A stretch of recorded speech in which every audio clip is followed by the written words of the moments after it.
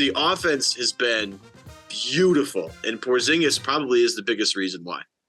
Yeah, and the maturation of Tatum, too, which he's just been outstanding to start the season. But, yeah, you mentioned the geometry stuff. You just think about it to your point, right? So Tatum has the ball at the right wing. If Porzingis is setting a screen, and you have either Derrick White or Al Horford or Drew Holiday in the corner. Okay, so if you blitz Tatum, you're going to give the ball to Porzingis with a wide open path to the basket. If help comes from one side, he can kick it to the opposite corner. And then if the help comes from Al or Derrick White's defender in the right corner, well, then he's going to kick it to those guys who are both, and I'm going to say this now, they're both elite corner three-point shooters. Derrick White's just an elite shooter at this particular point in time. He's been shooting north of 40% from three, counting the playoffs since the start of last season. So there's nothing you can really do. And the numbers back it up. If you look at their numbers with him on the court, you mentioned the points per possession with him as the screener. If you just look at the Celtics, this is via clean of the glass. They are shooting with Porzingis on the court, 73.5% at the rim. That's in the 88th percentile. How about this? It goes up by 19.7%, 96 percentile, excuse me. You look at the short mid-range, that little floater area, if you will, 62.5% with Porzingis on the court, 98th percentile. That's up 31.2% with him on the floor. 98th percentile. Celtics Beat is brought to you by FanDuel, the exclusive wagering partner of the CLNS Media Network. All right, folks, we're back. Another episode of Celtics Beat. Evan Valenti here. Adam Kaufman is on the shelf for today. He's on the IR. He's on the DL. He's on the whatever you want to call it. He is out, little sick, under the weather. Adam, feel better, buddy. We miss you here. You'll be back next week, I'm sure. But we're filling in right now. We're bringing on one of our favorites, another Syracuse grad, as you all know and love. But we're bringing on the metric man himself, Brian Barrett from The Ringer. Barrett, what's going on, brother? How are you? I'm doing well, man. I'm doing almost as well as the Celtics right now. I mean, what a start to the season. It's crazy, Valenti, because I was thinking about it the other day. I didn't have high expectations for the Bruins. I thought they'd be a playoff team. Well, they're like the best team in the NHL. And then we get the best team in the NBA right now in the Celtics. And look, I'm not comparing them to Denver. I'm just saying, to start the season, they're undefeated. They've been rolling. And it's like the opposite of what we've been going through for the past 6 months, going back to the Red Sox season where they stink. The Patriots are a dumpster fire.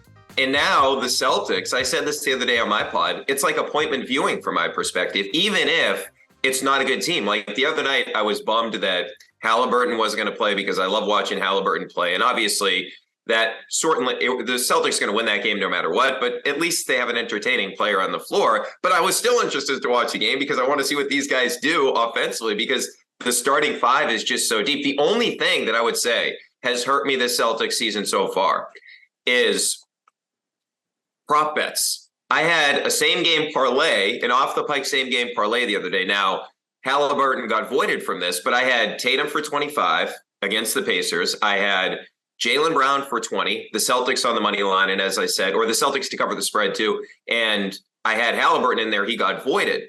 But Jaylen only had 18 points. You know why? Because he didn't play in the fourth quarter. So I'm like watching the third quarter of the game. I'm like, Jaylen, take another shot. Take another shot. Keep taking shots, Jaylen. That's the only thing. It's tough to predict these prop bets because you don't know how many minutes these guys are going to play. I'm in a similar position here with that Indiana game. My FanDuel same game parlay, and I went a little. Again, it's early part of the season. I'm trying to really get my bearings here. But I had Tatum 20-plus points, Derrick White 1+ made threes because that's just a lock every single night. He makes a three. It's like this has been my thing since the playoffs. Derrick White 4+ assists, Tatum 6+ rebounds, and that would have hit those four there. But I had to get greedy and add Porzingis with 15+ points. Porzingis 15+ points, finished with 13. I was like you in the third quarter. I'm like, just keep shooting. Like we're so close because I wanted a little extra juice because I think it was plus 186 without the Porzingis prop, and then it was plus 342 with the Porzingis prop. And I'm like, well, Miles Turner's a good big. I know he's going to be tough, but if he's bringing him out to the perimeter, maybe we can get I was trying to do it in my head. I'm like, but 15 for the Zinger. I'm like, that's. I'm with you. The same game parlays via FanDuel have been really tough with this C's team because the last two games, their starters haven't played the entire fourth quarter, which is remarkable. And actually, we're going to talk about that in a little bit, but I do want to start with this just broad generalization of this team because 4-0, they have the best offense in the league. They have one of the best defenses in the league. And, you know, when your starters don't play in consecutive fourth quarters, like life's going really well. But the one thing, Barrett, that I think is interesting is like last year's team also got off to a good start. Going into December, they were 18-4. They were 21-5 in their first 26 games. And I remember thinking about that team and going like, this team offensively is unbelievable. Missoula ball is the way. This is where we need to be. Then I kept thinking defensively, I'm like, man, these guys just don't care because they're just like offensively on a different planet than everybody else. And then obviously, you know, things evened out throughout the season. Barrett, this feels a little different, right? This feels, and I got some numbers from my metric man here later on that we're going to go through.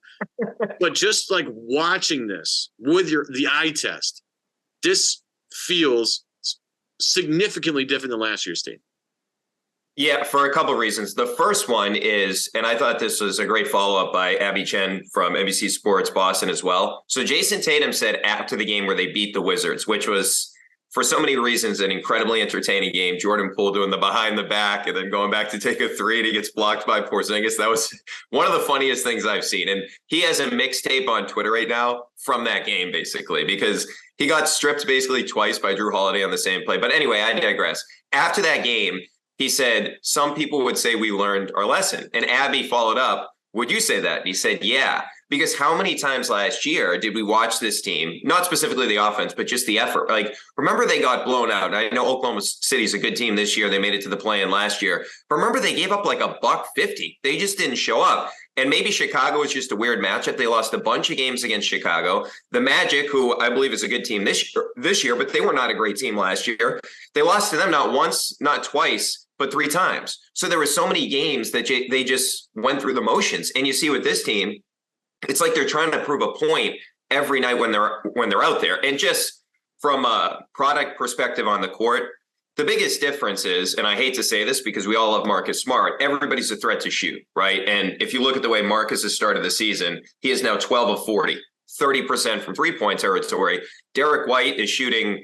Can we swear on this pod? I was going to say, he's shooting like crazy right now. I don't know if we can swear or not, but Holiday, he's over 37%. So, and he'll hover around the past 3 years. He hovers between 39 and 41%. So they're shooting all over the space, all over the place. And then Porzingis is just lifting the big out of the paint. So there's no rim protection. And I have some numbers to back this up if you want to go through them, but they're getting good threes. Like last year, it just felt like at times it's like doubling down, right? Like a gambler. It's like, oh, I lost this bet for 100. Let me throw 200 on the next one, right? You're like doubling down. It's like, hey, I missed that three. Let me take this three because we're down by 10, but it's actually a worse three. Like it's not a great look.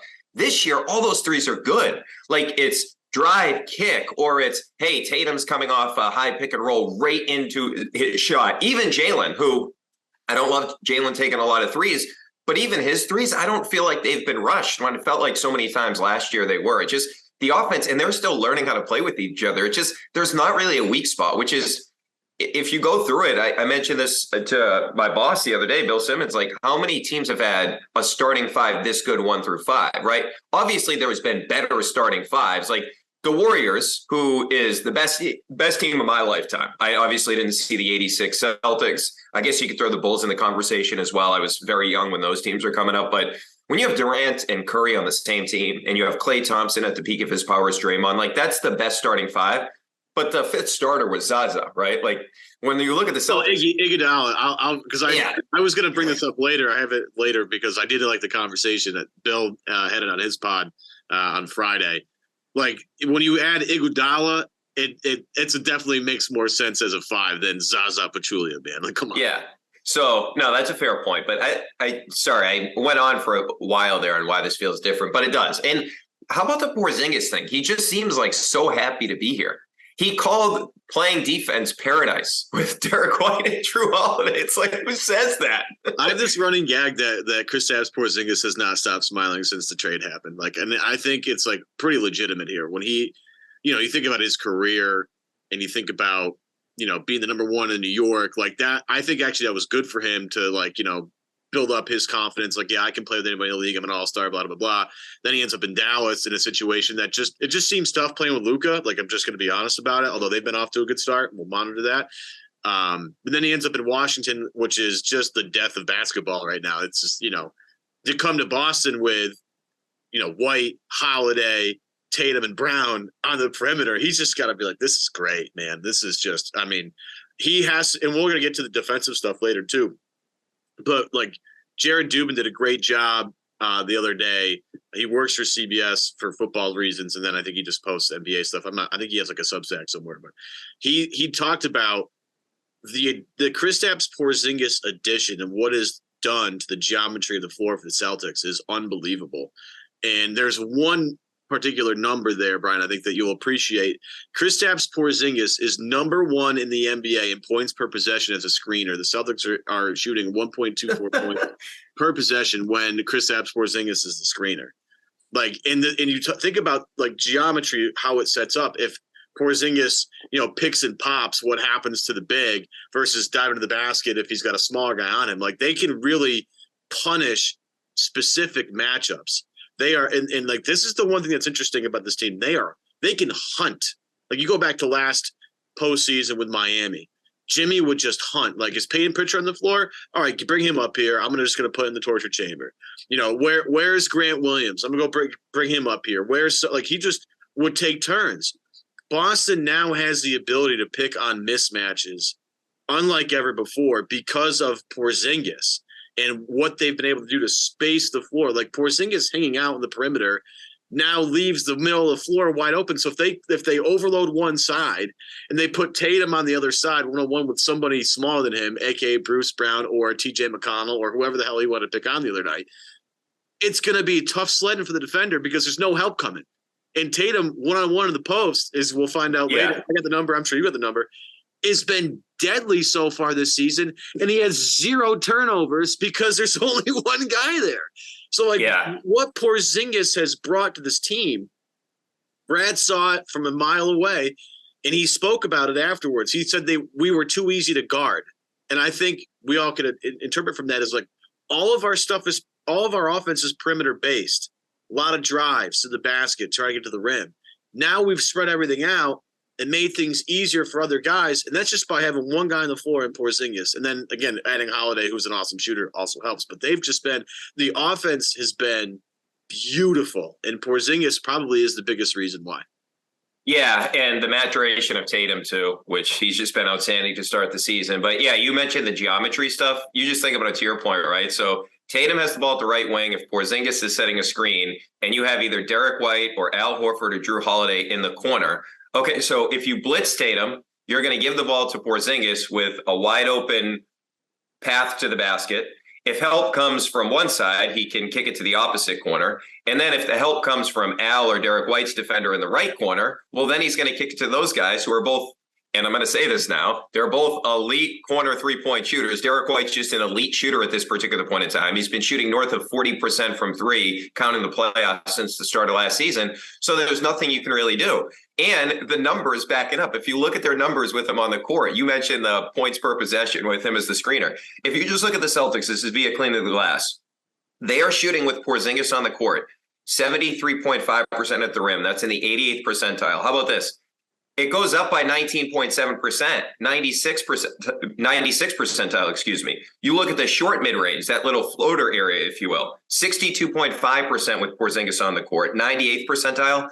That's up 31.2% with him on the floor, 98th percentile. So to your point, if we were ranking the best players on the Celtics, obviously number 1 and number 2 would be Tatum and Brown. And then you would probably rank Derrick White and Drew Holiday over Kristaps Porzingis. But what Kristaps Porzingis does is so unique, and that's what's opened up everything for this offense. It was an outstanding move by Brad. I gave him a ton of credit where it's like, hey, how many times are we going to go through a playoff series and run into the same problem? Now, last year, of course, they had issues defensively, but you go back to the finals against the Warriors. You go back to the series that they ended up beating the Bucks in 7 games, right? Their defense was elite that entire series. It's just the offense needed more diversity to it. And they finally figured that out just by this one guy that has unlocked so many things for this team. I was a little worried about the first game when he played like 39 minutes, and now we don't have to worry about the minutes because the Celtics aren't playing in fourth quarters, which is nice to see. But I'm with you, man. I think he's unlocked so much for them. And I love seeing him and Tatum play together, man. And it's a combination. It's a perfect thing. And I know Tatum had all the right things to say after Marcus Smart was traded away, but there was a lot of this, well, hey, I like this trade, but I would have rather done it for Brogdon. And of course, we know what happened. Brogdon was originally traded, then he wasn't.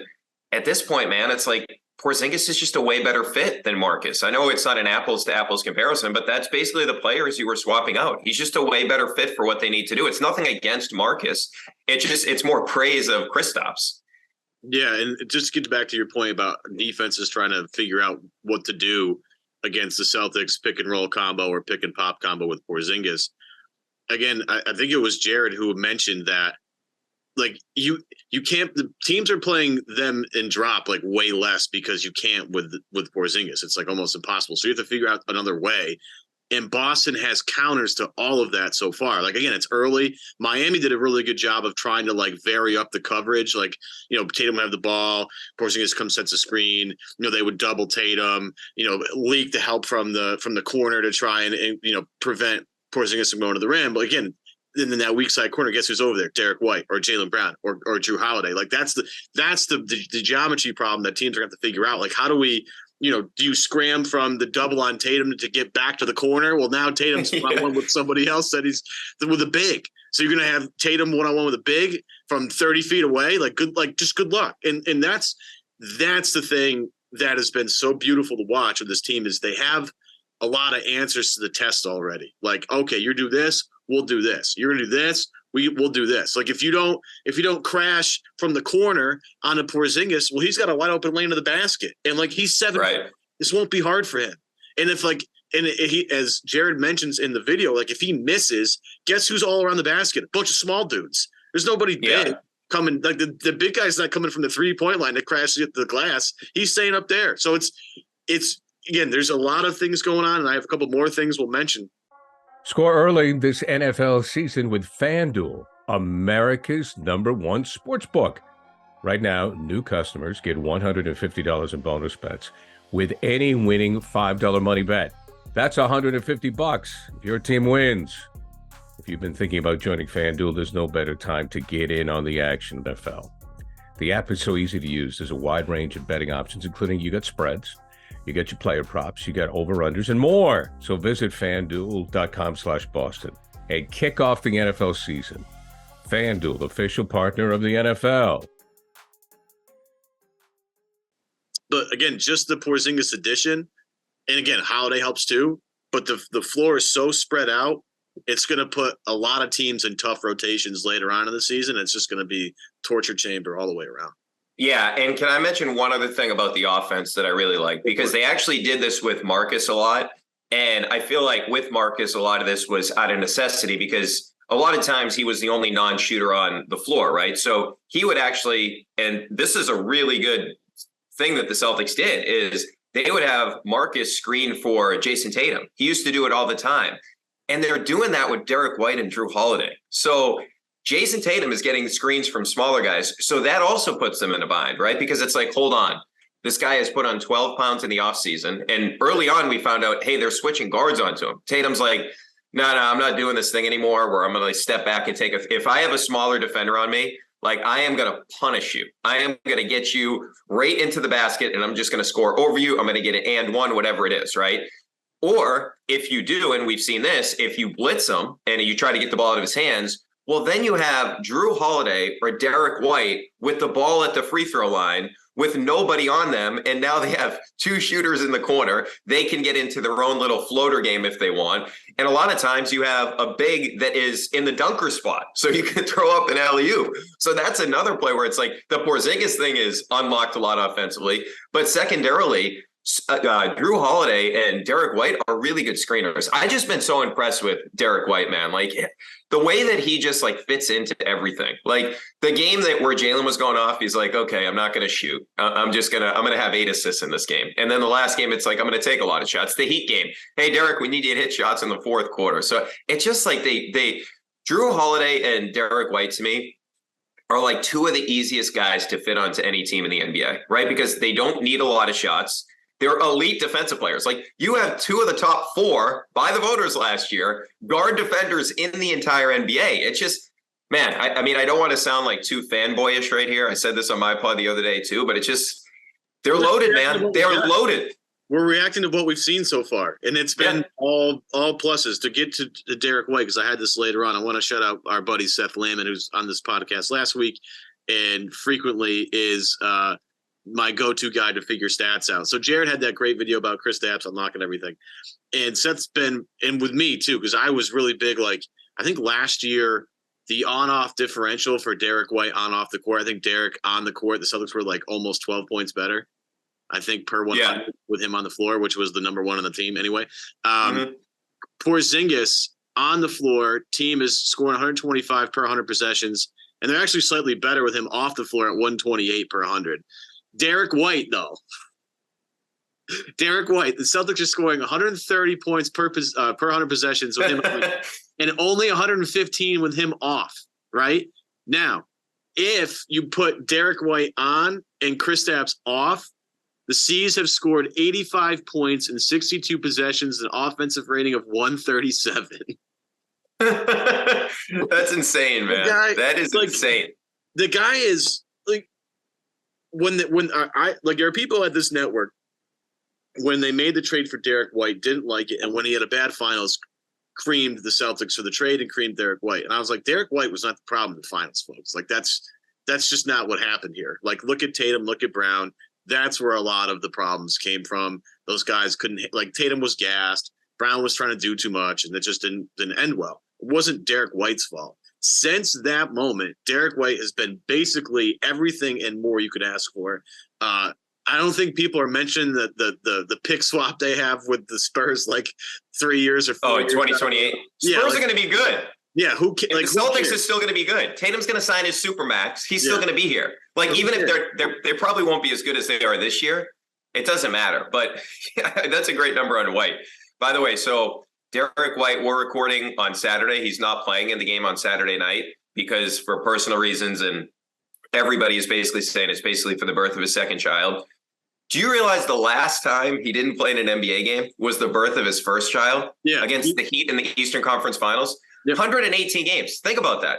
The last time Derrick White, unheard of. I was still working at EI.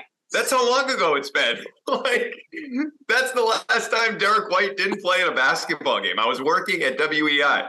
Oh, it's crazy to think about. Like, this, he posts, in the words of Alex Cora, he posts every day. And so to your point, like, if you just look at him, so the numbers this year that you gave out, if you take his 112 regular season games with the Celtics, so this is not like a small sample size. This is 112 games, more than a full season, right?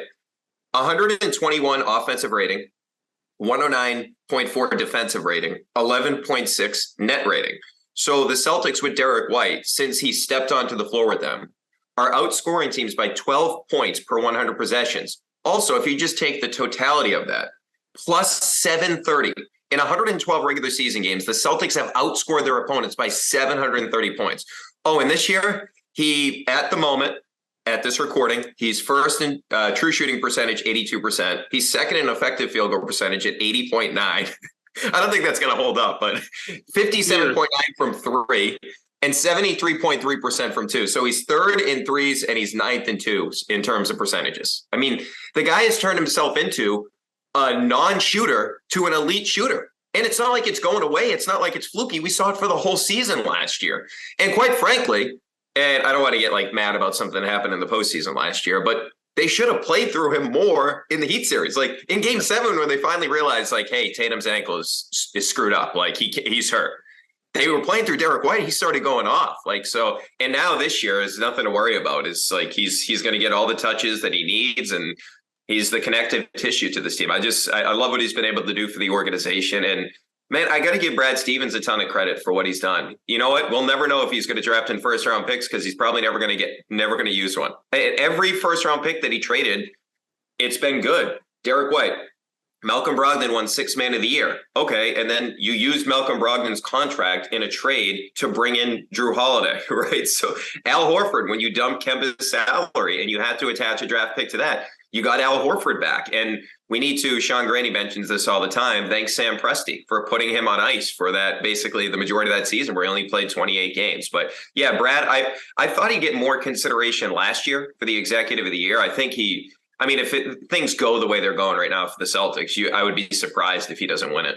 I would be stunned, frankly. Actually, maybe Joe Cronin gets a little piece of that too, because he just really helped us out on that one. But we got more to talk about with the offense, but I do want to take a quick break today to tell you today's show is powered by FanDuel. School earliest NFL season with FanDuel, America's #1 sports book. Right now, new customers get $150 in bonus bets with any winning $5 moneyline bets. $150 if your team wins that you pick. Folks, it's real simple. You've been thinking about joining FanDuel. There's no better time to get in on the action than right now. Let me be honest with you. I've said this. I've been on this a lot. Oftentimes, I forget until about like 6:45 that I got to put in my bets for that evening. For the NBA slate. The app makes my life so much easier. I'll be walking my dog, listening to Barrett, on Off the Pike, or listening to any other Ringer podcast I listen to. There are several of them, of course, CLNS too. And I'm like, dang, I got to get my bets in. So I'll just take my phone out, put my bet in, real simple, and we're ready, like literally a minute and a half, and we're rocking and rolling. It's so easy to use. So many betting options, including spreads, player props, over-unders, and more. And like I've been telling everybody on this, and like, look, I know we're a Celtics positive podcast. Okay. I understand that, but I'm also about trying to make money for everybody out there if I possibly can. I know my NFL picks have been absolute garbage, but we're trying to come back here. Little NBA. Nikola Jokic is plus 340 for MVP. He's going to win MVP again. He's the best player in the world. I would lock that down right now. I know Luka's having a great season. I know Tatum's having a great season. Nikola Jokic is going to win the whole thing. So just get some free money while you're at it. Evan Valenti, Brian Barrett, here on Celtics Beat. And we're going through the Celtics offense and why it's been so great, and everything's been awesome. But I did want to get one more little bit in here. There's two things, actually. Number one of the big things that's different about this team, Barrett, in terms of their offense, they are trading attacks to the rim, drives to the rim for post-ups. And last year, this is something I'm going to be tracking all season. Last year, 2% of their offense were post-up attempts. This year, hovering around 7.5%, 8% so far, which in a small sample size isn't a lot. But if it maintains for an entire season, that is a ginormous number. I don't think people it might seem like a small number, like, oh, it's only 4%. Well, it's only 5%. That's a ginormous increase anyway. And their effectiveness, their efficiency out of the post is what really stands out. Last year, not a huge focal point of their offense. This year it is 13 points per game in the post, which is second only in the NBA to the Nuggets. And they're scoring 1.21 points per possession, which is the fourth most efficient number in the league. Tatum in the post, specifically lethal, 1.24 points per possession. He has 0 turnovers. Like this, I think a lot of old heads, when they're like, the Celtics take too many threes, but this is maybe what they were looking for. I think this has completely transformed everything. Like the fact that they can pick on people in the post, have easier, either it's an easier shot of the rim or get offensive rebounding opportunities because of it. This is game changing. I'm not sure who to give all the credit to.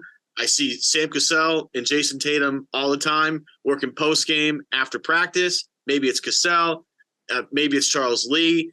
Maybe it's a combination of everybody. Maybe it's Van Gundy. I don't know. But this particular portion of the team's offense is what stuck out to me early on. And it's the number I'm tracking from here to the rest of the season. Yeah. And excuse me. Sorry about that, Valenti. The one guy that I would also give credit to is Joe Mazzulla, because if you remember back to Media Day, Joe said that, yeah, we got to get to the free throw line. We have to use post-ups. We're not always going to be taking threes. Like, we have to mix things up. He actually acknowledged that the offense had to change. And I think that's something that maybe we take for granted, because I'm guilty as anybody with this. Last year, when he's bringing Peyton Pritchard into the game, when Jimmy Butler's out there, what are you doing? When Grant Williams isn't in the rotation, what are you doing? And you got to sit back and realize this guy was coaching a team that had high aspirations, that was just coming off a finals appearance. They dealt with the whole Ime situation and said, hey, Joe, you're coaching this team now. He was not going to be a head coach in the NBA. So he was learning on the job. So for him to sit back and realize, like, we got to do some things differently around here. And he has his own staff. To your point, Sam Cassell, who's been working on all the post stuff with Jason Tatum, like that was a brilliant move to bring in Sam Cassell and also Charles Lee. And it just happens to work out that Charles Lee coached Drew Holiday for the past 3 years. So it's like the perfect type of guy to have, the perfect type of coaching staff to have. And the biggest guy I would say you give the credit to is Tatum himself, because I was a little bit concerned, I got to be honest about this, when he put on 12 pounds. I'm like, because if you looked at his 3-point numbers, they went down every year. And you could look, the attempts are harder. Nobody's dismissing that. But there was no reason he should be a below average 3-point shooter from a numbers perspective, 35%. So I was like, hey, is maybe gaining weight every offseason affecting him. But now what we've seen is he's just weaponized his physicality. So when he gets that defense, he's just backing you in. And it's just, he has so many different tools he can, and maybe Cassell gets a lot of credit for this. He has so many different counters to, hey, if he's spinning this way and the defender goes, he's going to go it's really pretty to watch. Like his post game and just his game, I would say 8 to 10 feet around the basket is just so clean and it's just so polished. When he does those little turnarounds now, I never think he's going to miss. Dude, he's had a couple of those. Like the first one in the first game against the Knicks. He had one, he's on the left side. I think Quentin Grimes has him, and then Mitchell Robinson comes up because he gets by Grimes, just like a fake spin on Robinson, and then it gets him on an up and underneath for the end one. Yeah. I'm like, if you're the Knicks, I'm just not quite sure how you're gonna guard this guy if he's gonna be doing that kind of stuff. And then he had one the other night against the Pacers, again on the left side, ends up getting by 2 guys and then somehow slithering his way in between and then up and under to finish on the other side of the rim on the right side.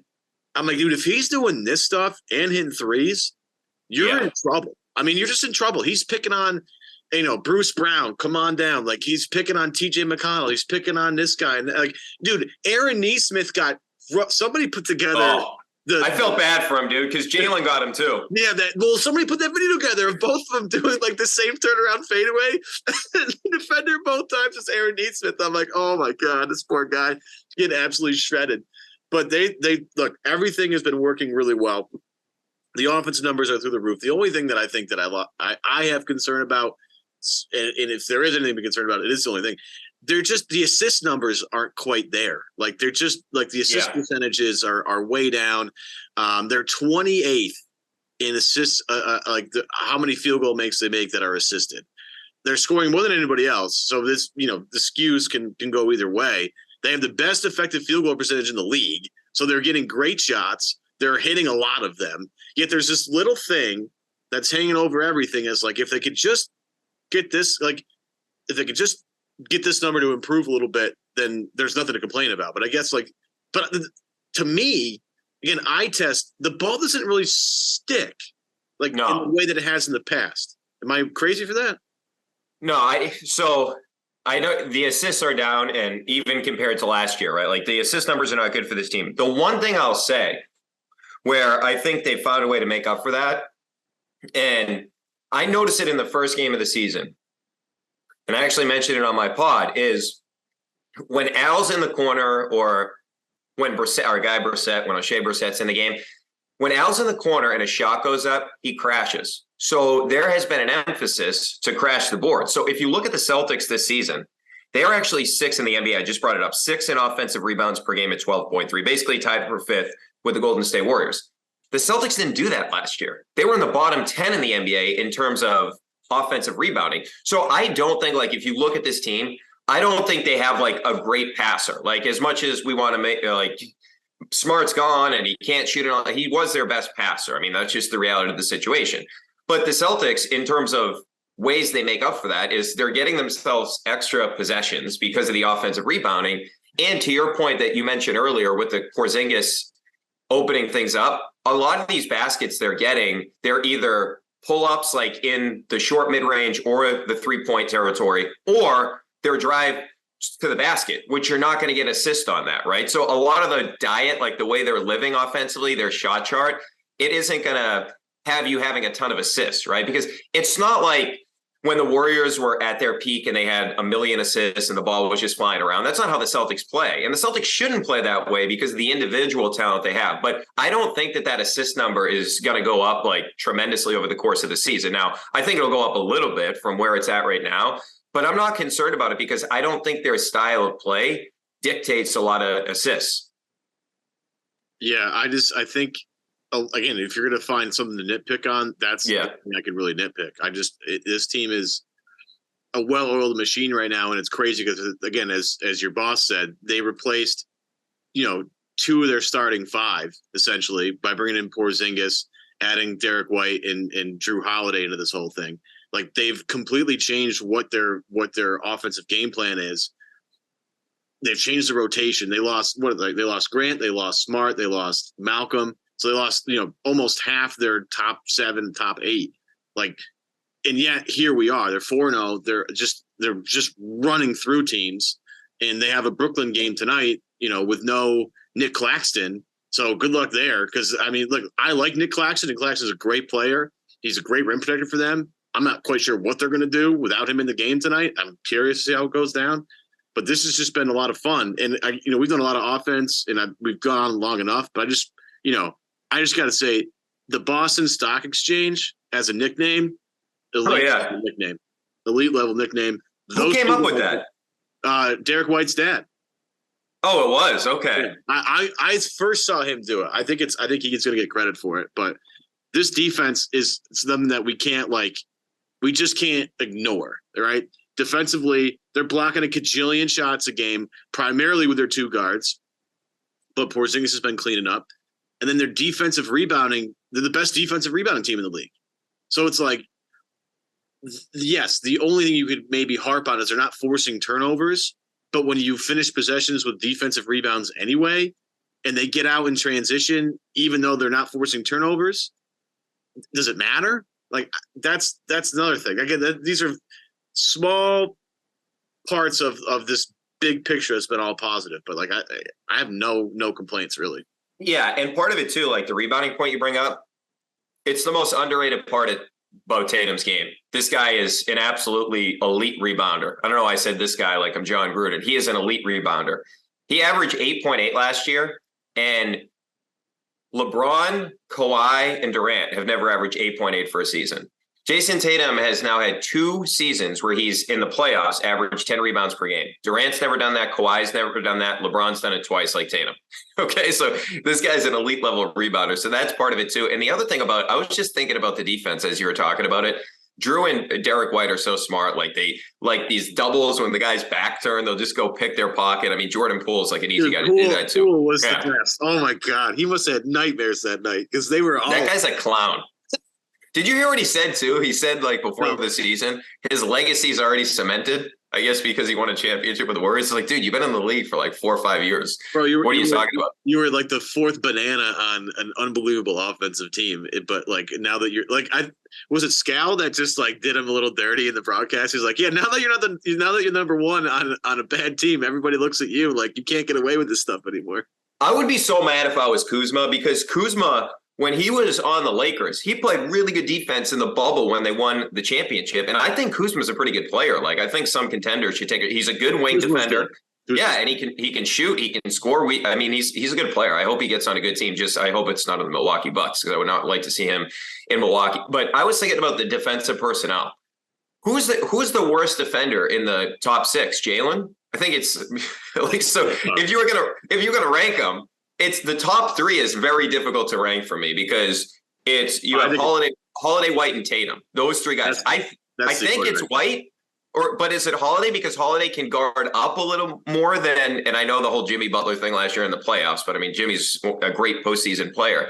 But Holiday can guard a little bit up, but like that's probably Derrick White can't really guard. I mean he'll do it, but you rather Drew be on a 3 than Derrick White be on a 3. But I don't even know. Like, how would you even rank the top 3? You had it right. It's Drew, it's Derrick, and it's Tatum. And that's no slight at Tatum at all. Because if he needed to – the problem with Tatum is he has to play – he's their main focal point in offense. So you have to live a little bit, like give a little bit somewhere. But Tatum is as good as a wing defender that has that responsibility as anybody in the league. Like, that's why like the Paul George comparison is really good.